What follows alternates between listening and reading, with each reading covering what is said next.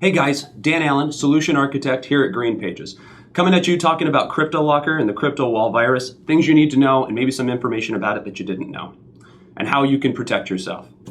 So what is it? Crypto wall and the Cryptolocker virus are variances on a very popular type of virus that's called ransomware. Ransomware has increased in threat in the market in the last 2 years by about 250%. And it basically gets in one way or another, encrypts your files, and then puts up a ransom page for you to send some kind of untraceable payment. Bitcoin, MoneyGram, Western Union.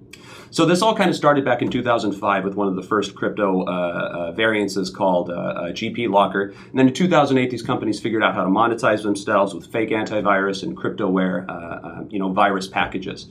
You can even buy zero-day threats from these very advanced software virus companies. They're just so advanced in their own market. So how does it get in? Could be your cleverly articulated email with an attachment that says, take a look at this resume, or hey, you have a FedEx package, and you obviously very interested. Click on the email, and they're in. Or you go to a bad website that could be infected, or even worse, you could go to a trusted website that has advertising that's been purchased by a malware dropping company, and they're actually seeking it in that way. So what does it do when it gets in? Well, first thing it's going to do is perform some malware drops. It's going to start some shadow services. It's going to delete any shadow files it can find. It's going to search out any mapped drives on your computer and then reach out and try and find files in those locations and then do the same. Delete those shadow copies, start encrypting those files, and then when it's done, it's going to put up a ransom page that says, bad news, we've got you have your files, but you can't get to them. Send us some money and we can bring them back. So what can you do to protect yourself? There's actually a few different things. The biggest important piece there is you have to do a lot of them in conjunction with one another. But let's go ahead and go over a few different tips at different parts of the network and the environment to see how we can protect ourselves from Cryptolocker and CryptoWall. So starting with the network, we have something called network access control. This is a system you can put in place to leverage your users to posture them to check if they have antivirus installed or the latest Windows updates or a specific service running, such as your custom file that you want to be running or the most recent updates in their antivirus. Anytime they connect with the wireless or wired, that's going to stop them there and ensure that you have the most recent protection that you've instilled at your company at the end user. You could have a next-gen firewall either at your edge or internal, and that's going to do the deep level file scanning, packet inspection that's going to allow things like anti-malware protection, URL content filtering, and also file trajectory to allow you to see when the virus got in, if it wasn't a virus at the time, maybe it was a zero-day exploit, see when it became a virus the next day, and then who had it and who sent it where. All of this is critical in being sure that you can not only stop any kind of attack that's happening, but if attack has occurred, really be sure that you've gotten it out and there isn't some pieces of it left in the company that could kind of sprout up. Also, there's DNS. Everyone has to have it, and it's on every network. And virus companies are learning that DNS interdiction is a great way to get users to download viruses unknowingly.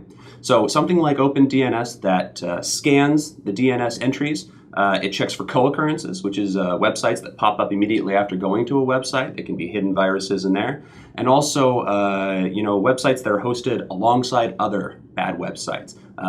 There's a likelihood that that's probably going to be a hotbed for, malware and malware attacks. So that kind of protection is going to not only protect users who know what they're doing, but don't know what they're doing, which is, sometimes the real difficult spot that we need to protect. At the server, be sure you have good antivirus. Obvious, right? But it happens. You don't forget that you don't put antivirus on, you're going to get a virus. Backups. Be sure you have good backups. Be sure that they are tested. And then very critically, this thing can search out on the mapped drives. Be sure that those backups are somewhere that cannot be accessed by the network. A lot of people are sticking to their tape drives if they've still got them at this point. The smart thing to do is to have a server that runs and then provides a physical copy that you either take away from the environment or you keep a couple of separate physical copies that are completely inaccessible from separate parts of the network. That would take a pretty targeted attack, which is something Cryptolocker won't do. It's an automated virus, not a planned attack. So mail scrubbing, another critical piece. If you have MX records, go through a mail scrubbing service, or you just have mail scrubbing inside your Exchange server, very critical. How about your users? Policies. Very critical that we have good, up-to-date policies for proper web usage, for new users who don't know, and for existing users who probably think the sites they've visited for years are fine. We all used to go to SourceForge as IT admins. You can't go there as much anymore. It's full of viruses. Well, it's full of malware.